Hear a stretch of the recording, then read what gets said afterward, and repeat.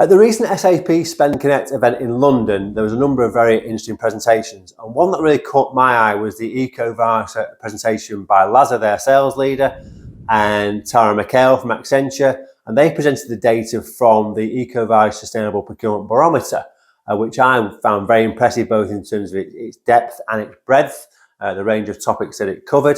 So if you've not seen a copy, you should really try and get your hands on that.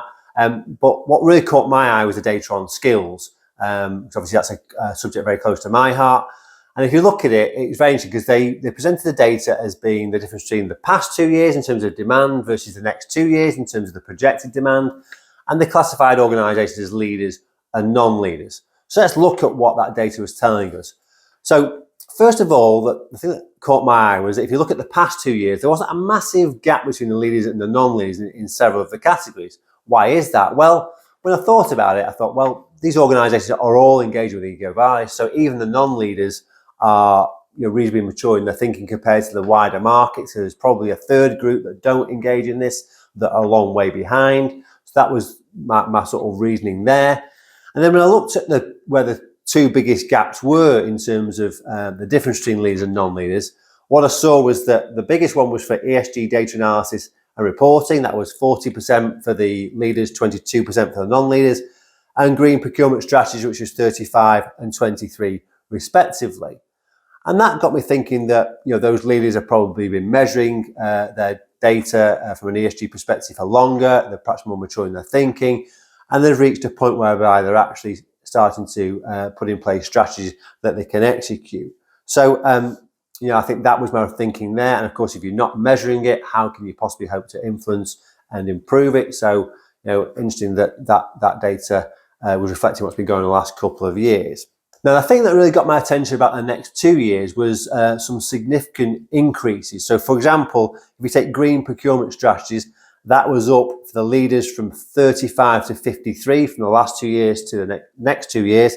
And similarly, 23% for the non-leaders in the past, 52% for the non-leaders in the future. So quite a significant change there. And I think that's a sign that we're seeing as more action, more maturity in the thinking, and organisations are starting to really move on from talking to acting, which is of course to be applauded.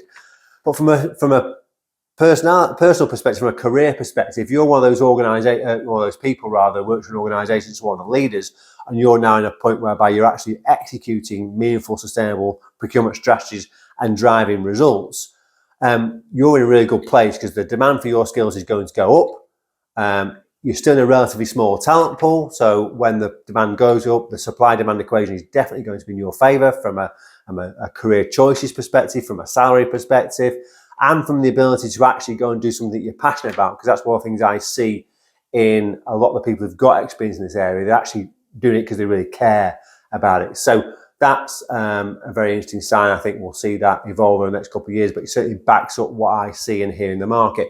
And not just with the end users, not just with the people in the procurement functions, but also the people who work in the sustainability and ESG software platforms, where we can see the passion that people have and the sort of experience they need to have to be successful on the other side of the fence from the actual procurement people. The other thing that saw a big increase was reporting, showed a significant jump for the non-leaders, so that went from 22 to 38. I think that's not a massive surprise really, but interesting that actually those skills are going to be in demand. So clearly those non-leaders want to do more reporting, more analysis to advance their capability, and so it's good to see those skills come up in demand. I think that mirrors the wider increase in demand for data, reporting, analysis, visibility that we see in other procurement and supply chain technologies. One of the things that surprised me was the noticeable drop in the apparent importance of compliance expertise, which includes anti-bribery, anti-corruption. And so for the leaders, that dropped from 40 to 23%, for the non-leaders from 38 to 20%, both significant drops. And then that would suggest to me that perhaps there's a clear move towards the E of ESG, because of course, things like anti-bribery, anti-corruption have been on the procurement agenda for quite some time, so maybe they're just dropping off the radar a little bit in favour of more environmentally driven policies and strategies. Finally, I'm going to come to the two highest areas of demand, and indeed, Ecovadis talks about this a fair bit in their presentation. So if you look at it, you've got a core understanding of sustainability, stays at very similar numbers, around 60% of those surveyed. That's a very desirable skill set. And that certainly reflects what I see in the market, both on the vendor side and on the end user side. Need people who truly understand it, are passionate about it, and in a lot of cases have gone and done some academic study for the various courses that are out there, or at least upskill themselves with reading and learning. And supplier management capability goes down slightly in the leaders, but there's a bigger drop in the non-leaders from 62 to 50%. I'm quite surprised at that, given the challenges you've got of actually getting suppliers to engage in discussions about sustainability, of getting meaningful data out of them, particularly all the things that they're being bombarded with requests from lots of different organisations for sustainability data. So I would argue that actually supplier management remains a very, very important skill set in terms of having those discussions, those conversations with the supplier base, but that's what the data is telling us, so quite interesting insights there. So those are my takeaways from the data, which I found very, very insightful. I've not seen that specific data previously. I really enjoyed hearing Lazar and Tara's impressions, and it certainly backs up some of the conversations I'm having in the market. If you're one of those people that's put sustainable procurement at the heart of what you're doing, I think there's cause for optimism about the job market for your skills in the future. And certainly if you're thinking about a move, I'd love to talk to you about what your objectives are, the sort of organisation you want to work for, and the experience you can bring.